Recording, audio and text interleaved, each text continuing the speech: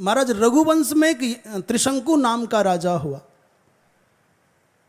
और त्रिशंकु का अर्थ है 3 शंकु, माने काले काले चिन्ह उसके माथे पर निकल आए थे। अपने जीवन में उसने 3 पाप किए और बड़े घोर पाप किए। एक गौ संबंधी अपराध का शंकु है, एक ब्राह्मण के तिरस्कार का गो शंकु है, और एक माता पिता और गुरु की अवज्ञा करने का त्रिशंकु है। 3 अपराध किए।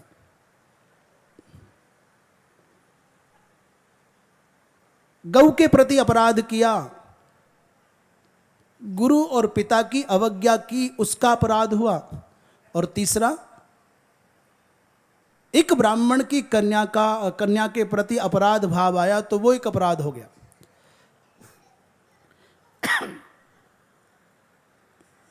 इसलिए वशिष्ठ जी महाराज ने उसको शाप दे दिया, जाओ तुम त्रिशंकु हो जाओ।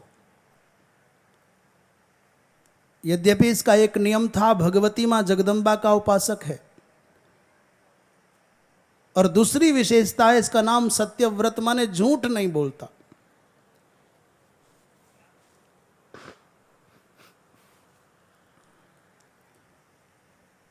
एक बार तो राजा ने त्याग भी दिया, परंतु फिर भगवती की कृपा से इसको स्वीकार करके राजा बना दिया।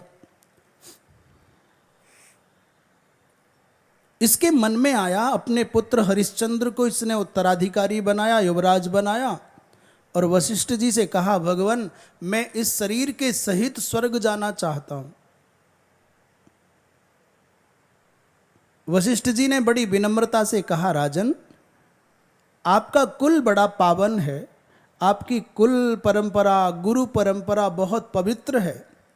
शास्त्रों की मर्यादा का उल्लंघन करके कुछ भी नहीं किया जाना चाहिए, कुछ भी होगा नहीं। स्वर्ग जाने के लिए शरीर छोड़ना पड़ता है, इस शरीर से कोई स्वर्ग नहीं जा सकता। इस राजा ने उलाहना दिया, तुमसे कुछ नहीं होगा। यदि भगवान तुम मुझको स्वर्ग नहीं भेजोगे तो मैं किसी और गुरु को चुनूंगा, उसके द्वारा जाऊंगा। वशिष्ठ जी ने गुस्से में आकर के कहा, जाओ चांडाल हो जाओ, तुम वेद का विरोध करते हो, गुरु का अपमान करते हो। और ये तुरंत पहुंच गया वशिष्ठ जी के विरोधी विश्वामित्र जी की शरण में, महाराज स्वर्ग जाना है मुझको। विश्वामित्र जी महाराज नए नए महात्मा बने थे, और नया नया जो हलवाई होता है, पहले से बड़ी जो दुकान होती है ना हलवाई की, वो कहता है वो तो मिलावट करता है, असली माल मेरा ही है। क्षेत्र में पुराने समय से प्रतिष्ठित महात्माओं की प्रतिष्ठा के साथ में तुलना करने के चक्कर में नए नए महात्मा कुछ उल्टा सीधा करते ही हैं। मुझे भी जानो, मैं भी कुछ हूं। विश्वामित्र ने क्या किया कि तू चिंता मत कर, मैं तुझको स्वर्ग भेज दूंगा। यज्ञ की घोषणा कर दी, मैं यज्ञ करूंगा और तुझको स्वर्ग भेजूंगा।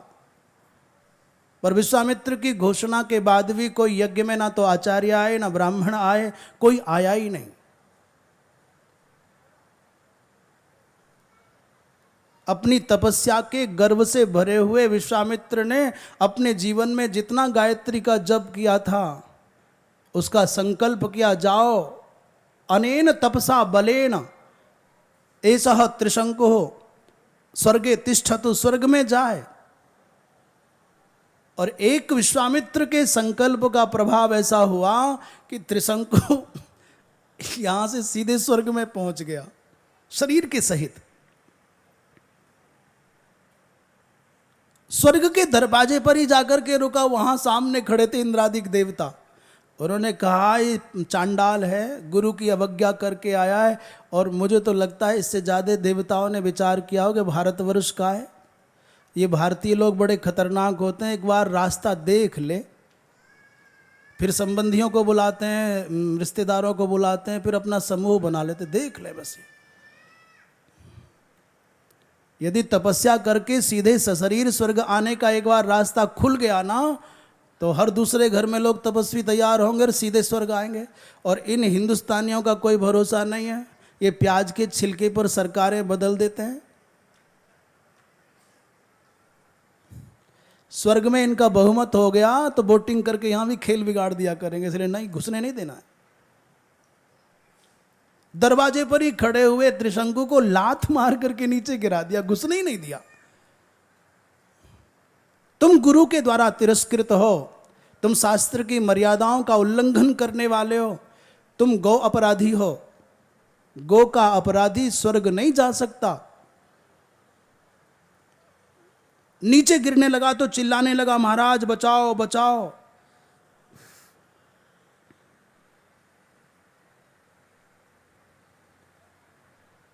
विश्वामित्र जी महाराज ने विश्वामित्र जी ने देखा कि ये धरती पर आ गया तो मेरी नाक कट जाएगी, लोग कहेंगे इस महात्मा की तपस्या में ताकत नहीं है, खाली लौट आया।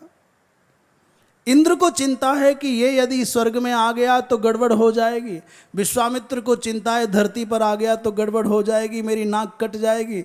इसलिए इन्होंने कहा रुक जा, ठहर जा, ठहर जा, तिष्ठ तिष्ठेति।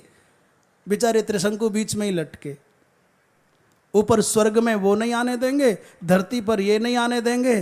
त्रिशंकु जैसे लोगों की दशा यही होती है, जो शास्त्र की मर्यादाओं का उल्लंघन करते हैं, वो घर के भी नहीं रहते और घाट के भी नहीं रहते। अपने मनमानी, अपने बौद्धिक विलास से जीने वाले लोग। बेचारा त्रिशंकु धरती पर आना भी चाहे तो विश्वामित्र नहीं आने दे, स्वर्ग जाना चाहे तो इंद्र ना घुसने दे। विश्वामित्र ने नई सृष्टि, नया स्वर्ग बनाने का संकल्प किया और अंत में समझौता हुआ। सबने कहा भाई त्रिशंकु को यहीं बीच में ही स्वर्ग के जैसे सुख का अनुभव हो जाया करेगा, अब चक्कर में मत पड़। विश्वामित्र ने भी जैसे तैसे करके संधि की, अपनी इज्जत बचाई। आशय ये है कि शास्त्र की मर्यादाओं का उल्लंघन करने वाले लोग दुनिया में भाग दौड़ करके कुछ पा भी ले, पर भगवान ने 3 शब्दों का प्रयोग किया।